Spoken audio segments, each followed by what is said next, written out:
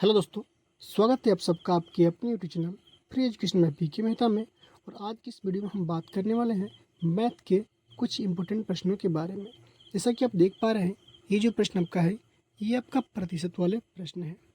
प्रश्न है आपका कि 8 वस्तुओं को बेचने पर एक दुकानदार को 2 वस्तुओं के विक्रय मूल्य के बराबर का लाभ होता है, तो पूछ रहे आपसे लाभ प्रतिशत क्या होगा। प्रॉफिट एंड लॉस का प्रश्न है आपका, ठीक ना। फिर से समझेंगे। 8 वस्तुओं को बेचने पर दुकानदार को 2 वस्तुओं का विक्रय मूल्य के बराबर क्या होता है, लाभ होता है। तो पूछ रहे आपसे कि लाभ प्रतिशत क्या होगा। तो ऐसे प्रश्नों को सॉल्व कैसे करते हैं, ध्यान देंगे। देखिएगा, सिंपल है। यहाँ आप मान लेते हैं हम लोग क्या कि एक वस्तु का जो है सेलिंग प्राइस। देखिएगा, अगर विक्रय मूल्य की बात करेगा तो आपको सेलिंग प्राइस यानी कि विक्रय मूल्य ही लेना है। एक वस्तु का विक्रय मूल्य मान लेते हैं कितना है आपका, 1 रुपया है। कितना है, 1 रुपया है, ठीक है। तो अगर हम 8 वस्तुओं को बेचते हैं, ध्यान समझेंगे, अगर हम 8 वस्तुओं को बेचते हैं, ठीक है ना, अगर हम 8 वस्तुओं को बेचेंगे तो कितना होगा हम लोग का। अगर हम बात करते हैं यहाँ पे 8 वस्तुओं का सेलिंग प्राइस, तो कितना होगा, एक वस्तु का 1 रुपया है तो 8 कितना होगा हम लोग का, 8 रुपया हो जाएगा। क्लियर है, कितना होगा, 8 रुपया हो जाएगा हमारा, ठीक है। जब 8 रुपये हम किसी वस्तु को बेच रहे हैं तो हमको प्रॉफिट होता है, यानी कि लाभ होता है। कितना, 2 वस्तुओं का विक्रय मूल्य के बराबर लाभ होता है। यानी कि 2 वस्तुओं के विक्रय मूल्य कितना होगा हमको, 2 रुपया ही तो होगा।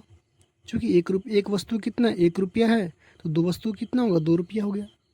कहने का मतलब है, फिर समझेंगे यहाँ पे, अगर हम किसी वस्तु को 8 रुपये में बेचते हैं ना, तो हमको 2 वस्तु का विक्रय मूल्य यानी कि 2 रुपये का लाभ होता है। प्रॉफिट कितना हुआ, 2 रुपये का।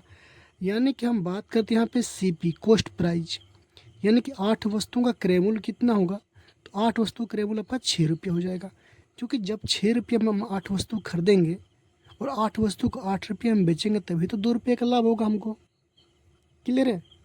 तो हमारा कॉस्ट प्राइस कितना हो गया, 6 रुपया हो गया। अब चूंकि आपसे पूछ रहा है लाभ प्रतिशत, क्या पूछ रहा है हमको, प्रॉफिट परसेंटेज के बारे में पूछ रहा है। तो लाभ प्रतिशत का सूत्र क्या आपको पता होना चाहिए, कितना होता है, लाभ गुने में कितना होता है आपका, 100 भी होता है, और बटे में क्या होता है आपका, क्रय मूल्य होता है। यानी क्रय मूल्य की सीपी उसको बोलते हैं। सीपी कितना आपका, 6 रुपया हो गया। इस तरह निकालते हैं हम लोग, लाभ गुने में 100 बट्टे में क्रय मूल्य, तो इसको कट करेंगे, 2 से कटेगा 3 बार में, और 100 बट्टे 3 को अगर आप परसेंटेज में चेंज करेंगे आप, तो कितना हुआ, 33.1/3% आपका करेक्ट आंसर हो जाएगा।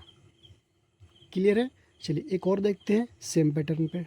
देखिएगा, हमारा अगला प्रश्न है कि एक कुर्सी विक्रेता को 30 कुर्सियों के बेचने पर 6 कुर्सियों के विक्रय मूल्य के बराबर हानि होती है। तो पूछ रहा आपसे कि हानि प्रतिशत क्या है। पहले वाले में क्या था, हमको लाभ हो रहा था तो लाभ परसेंट निकलना था। यहाँ पे हानि परसेंट, सेम चीज़ है।